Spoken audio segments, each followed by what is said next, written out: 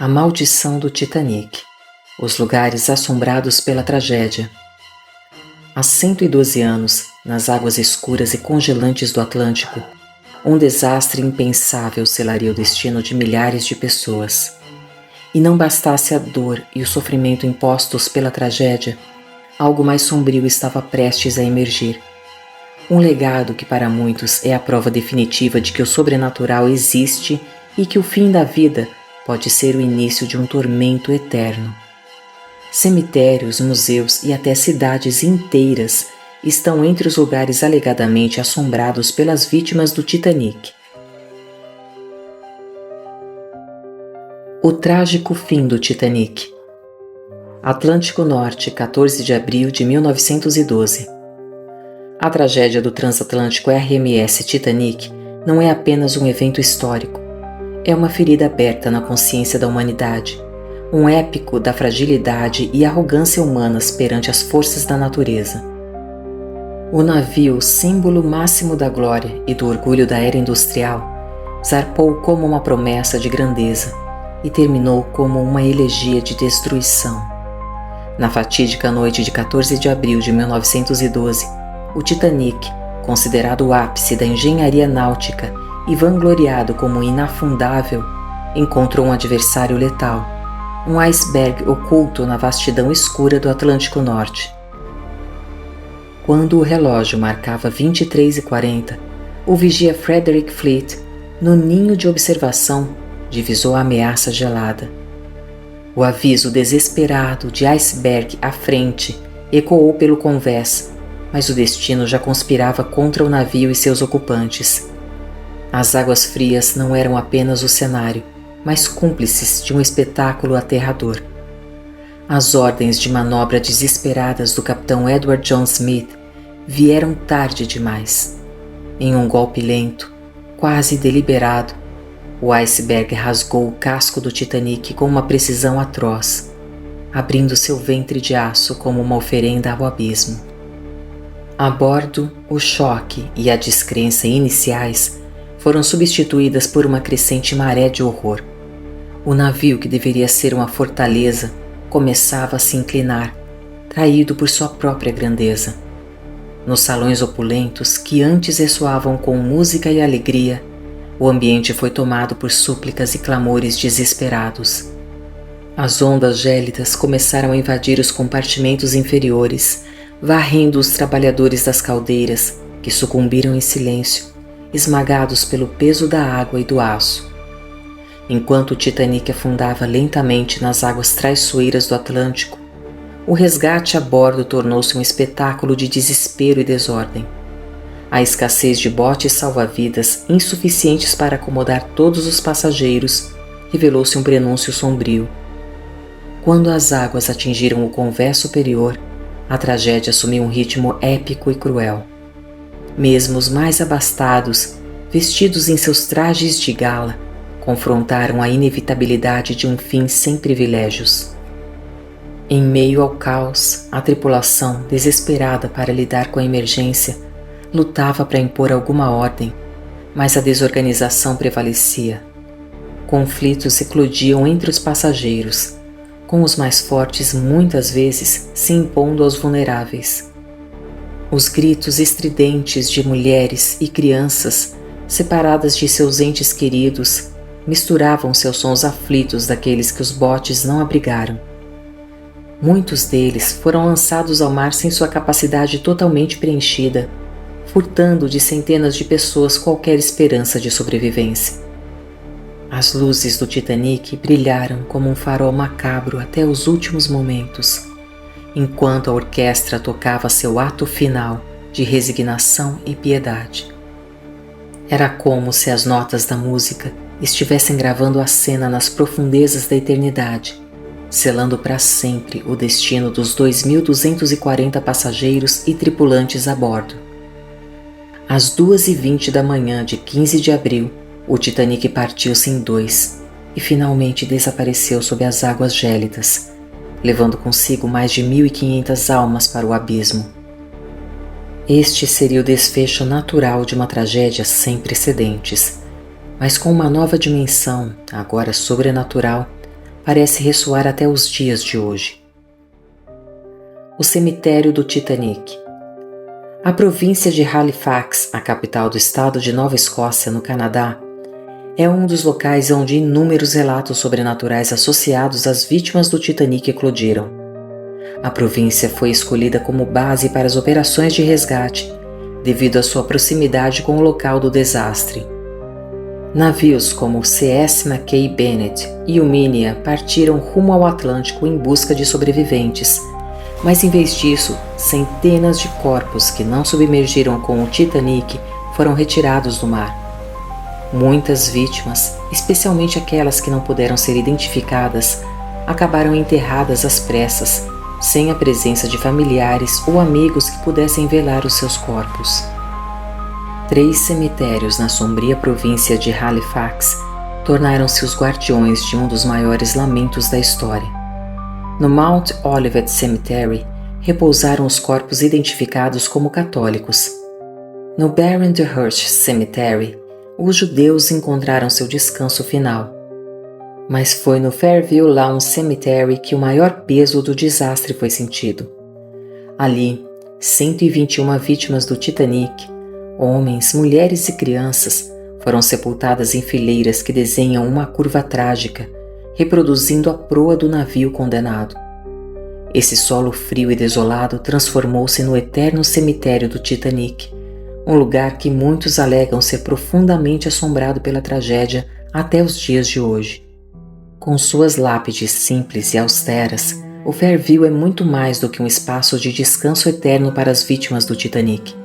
É um portal entre o passado e o presente, onde as histórias de vidas tragicamente interrompidas permanecem vivas em um silêncio inquietante. Muitas lápides são marcadas apenas por números, um triste reflexo da incapacidade da época de identificar grande parte dos corpos recuperados. Outras, porém, trazem os nomes de seus ocupantes, mas nem por isso estão livres da chamada maldição do Titanic. O Fairview Lawn Cemetery não é apenas um local de lembrança. Para muitos, é um lugar onde as lendas ganham vida. Visitantes e funcionários relatam sentir um peso inquietante enquanto caminham entre as fileiras de túmulos. O som de água corrente é um fenômeno inexplicável frequentemente relatado no local. Não há fontes ou riachos por perto, e o cemitério fica afastado da costa.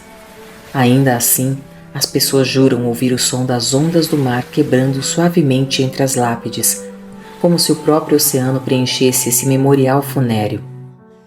E entre tantas sepulturas marcadas pela tragédia, algumas guardam histórias assustadoras. A criança desconhecida.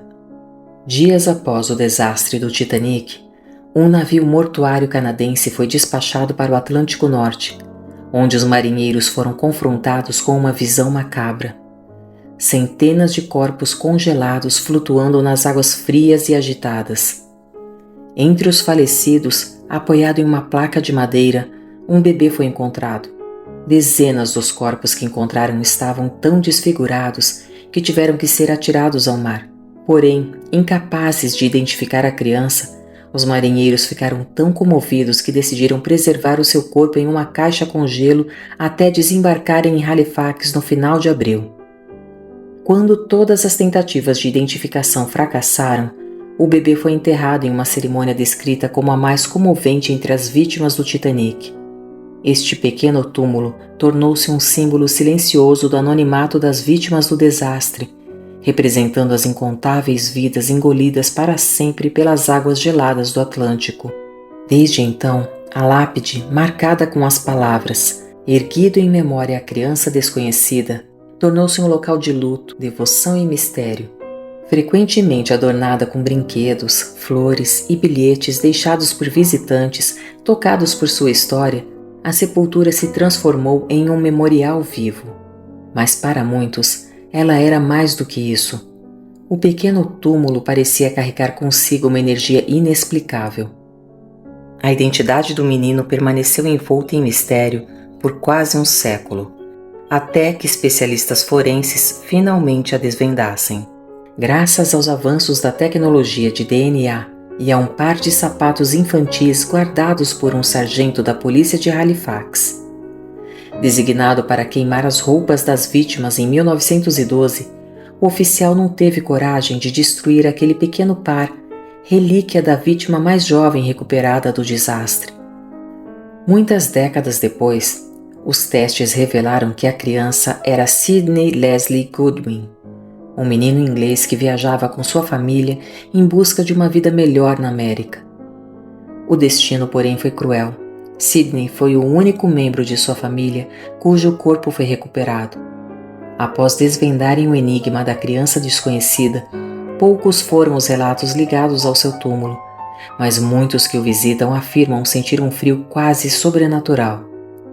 É como se uma energia que envolve a pequena sepultura trouxesse consigo todo o peso de sua breve e trágica história. O túmulo da criança desconhecida continua a atrair visitantes de todas as partes do mundo. Alguns cativados pelo menino cuja curta vida se tornou um símbolo de luto universal. Outros à procura de supostos milagres e experiências sobrenaturais.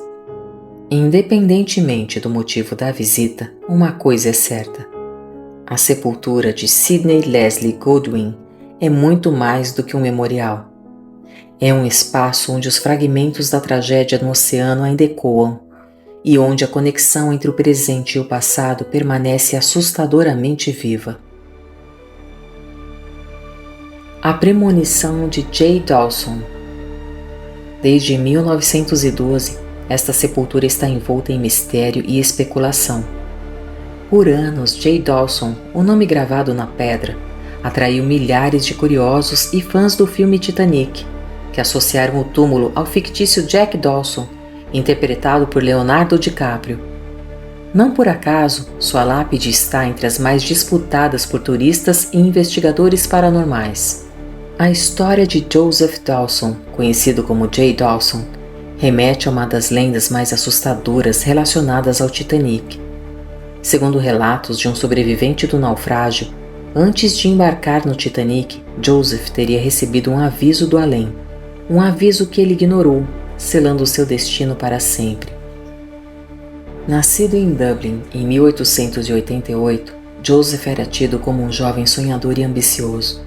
Após 3 anos servindo no exército britânico, ele se tornou marinheiro no serviço mercante.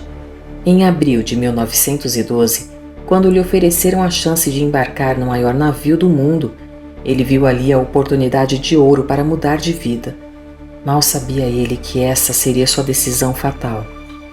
A partir deste ponto, não há meios de comprovar a história de J. Dawson. Contudo, segundo a lenda, na noite de 4 de abril de 1912, poucos dias antes de Joseph assinar contrato com o Titanic, o jovem estava em seu quarto, revisando documentos e se preparando para a viagem. Foi então que, ao apagar a lamparina e se deitar, ele começou a ouvir ruídos estranhos vindos do quarto ao lado, um quarto vazio. Pensando ser o vento, ele ignorou. Mas quando os ruídos se tornaram passos pesados e arrastados, ele levantou-se com pressa, acendendo a luz.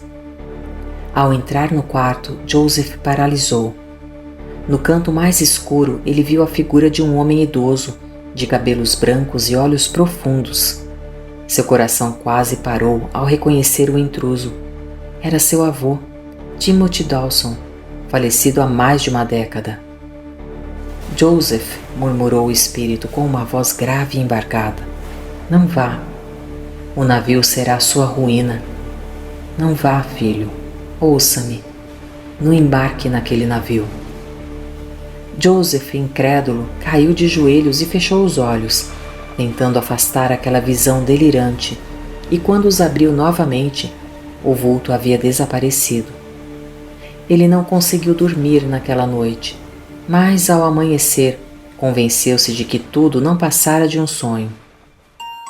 Nos 2 dias seguintes, porém, coisas estranhas continuaram a acontecer. Relógios paravam quando Joseph entrava no cômodo. Objetos caíam de prateleiras sem explicação. Mais assustador, ele começou a sentir uma presença constante ao seu redor. Ainda assim, em 6 de abril de 1912, ele assinou contrato com o Titanic como aparador. Quando contou à irmã mais nova, Meg, sobre o trabalho, ela percebeu a hesitação em sua voz. Tem certeza, Joe? Você parece perturbado. Ele apenas sorriu, mas não respondeu. Disse que, na noite em que embarcou no Titanic, Joseph teve um último sonho perturbador. Neste sonho, ele se via preso nos andares inferiores do navio, quase submerso em uma água gélida que rapidamente invadia a embarcação. Joseph despertou suando frio, mas era tarde demais. O Titanic já havia partido de Southampton, cortando o oceano em direção ao seu destino fatídico. Segundo um tripulante sobrevivente, foi no segundo dia de trabalho que Joseph confidenciou a ele e outros 2 colegas sobre os sonhos e a suposta aparição do avô. Em nenhum momento Joseph parecia acreditar que aquilo pudesse se concretizar, mas infelizmente ele estava errado. Após o naufrágio, em 15 de abril de 1912, o corpo de Joseph Dawson foi recuperado e enterrado no Fairview. Segundo a lenda, seu espírito nunca encontrou descanso, e não foram poucos os visitantes que relataram uma presença triste e melancólica ao confrontarem o seu túmulo. Alguns dizem que ainda hoje é possível ouvir uma voz baixa ressoar um lamento assustador. Eu deveria ter ouvido. A maldição do Titanic. A história da frase "Nem Deus afunda este navio" continua a dividir historiadores, mas o impacto de sua flagrante arrogância parece transcender o plano físico. Muitos acreditam que o desastre foi mais do que uma simples tragédia. Foi uma resposta cósmica às limitações humanas diante das forças implacáveis da natureza e do destino. Após o naufrágio do Titanic, algo inexplicável começou a reverberar. Seus navios irmãos, o RMS Olympic e o HMHS Britannic, foram involuntariamente mergulhados em uma trama sombria. Nos anos que sucederam o desastre, tripulantes de ambas as embarcações relataram eventos misteriosos ou até mesmo sobrenaturais que logo foram relacionados ao desastre com o Titanic. Em um relato de 1925, um marinheiro veterano que trabalhava no Olympic descreveu um encontro inquietante. Em uma noite de nevoeiro denso, ele avistou a figura de um homem no convés, vestindo um uniforme de oficial. A figura olhava fixamente para o horizonte com os ombros curvados sob um peso invisível. Ao se aproximar, o marinheiro ouviu o homem murmurar, quase como uma confissão: "Foi minha culpa." Quando tentou chamar sua atenção, a figura se dissolveu no ar. Seria ele o espírito do capitão Edward John Smith? Outros relatos envolveram estranhas vozes sussurradas nos corredores dos navios. Marinheiros exaustos após longos turnos acordavam sobressaltados ao ouvir batidas nas paredes de suas cabines. Alguns ouviam seus nomes sendo chamados, mas ao investigarem nunca encontravam ninguém à porta. Alguns homens relatavam um frio incomum que acometia certos locais nos navios. Embora muitos tentassem racionalizar os eventos como resultado da fadiga ou da imaginação, o consenso silencioso entre os tripulantes era claro. Algo do Titanic havia sobrevivido, não fisicamente, mas espiritualmente, e continuava a assombrar aqueles que de alguma forma estavam ligados ao transatlântico naufragado. Os navios irmãos do Titanic tiveram destinos muito diferentes, apesar de suas semelhanças. O Olympic teve uma longa e bem-sucedida carreira, operando normalmente até 1935. Mas o Britannic também foi perdido trágica e misteriosamente, apenas 4 anos após o naufrágio do Titanic. Construído para ser um transatlântico de luxo, o Britannic foi requisitado pela Marinha Real Britânica durante a Primeira Guerra Mundial e convertido em um navio hospital. Em 1916, enquanto estava ancorado no mar Egeu, o Britannic atingiu uma mina naval e, assim como seu irmão gêmeo, encontrou seu fim trágico cedo demais. Seria esta mais uma prova da maldição desencadeada no Atlântico? O Museu Marítimo e as Relíquias Assombradas. Outro local em Halifax constantemente associado à maldição do Titanic é o antigo Museu Marítimo do Atlântico. Fundado em 1948, o museu, dedicado ao patrimônio marítimo canadense, abriga uma das mais significativas coleções de artefatos do Titanic, conectando os visitantes a uma tragédia que continua a assombrar o imaginário coletivo mais de um século depois. Mas, para muitos, esses objetos são mais do que simples relíquias. Entre os itens mais arrepiantes estão as cadeiras de convés, móveis parcialmente deteriorados e, de forma particularmente perturbadora, o pequeno par de sapatos infantis de Sidney Leslie Goodwin, o bebê desconhecido. Para muitos que os observam de perto, estes sapatos parecem irradiar uma energia indescritível.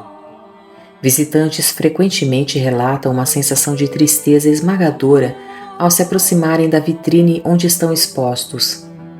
Alguns sentem um nó na garganta sem explicação, enquanto outros, incapazes de conter as lágrimas, são tomados por uma melancolia tão profunda que parece ultrapassar o racional. Alguns sequer conhecem a história sombria que envolve o calçado, mas por algum motivo, um breve olhar traz à tona uma sensação inexplicável. A galeria dedicada ao Titanic é considerada a área mais enigmática do museu. Após o horário de funcionamento, funcionários relatam ouvir passos leves entre as vitrines. Por vezes, esses passos são acompanhados por um som metálico indecifrável, mas ao investigarem nada é encontrado. Ao longo do tempo, supostas orbes e luzes fantasmagóricas foram vistas e até fotografadas, flutuando pelos corredores vazios. Os mais incrédulos acreditam que as histórias não passam de lendas criadas para capitalizar a tragédia. Outros, porém, afirmam que alguns espíritos da tragédia permanecem perdidos entre as relíquias do transatlântico que desafiou a própria natureza. E quando se trata do sobrenatural, não há provas irrefutáveis. Todavia, os relatos são numerosos e continuam se multiplicando. E você, acredita na maldição do Titanic? Adoraríamos ouvir sua versão da história. E se gostou deste vídeo, inscreva-se no canal e não esqueça de deixar o seu like. Esperamos vê-los em breve. Até lá!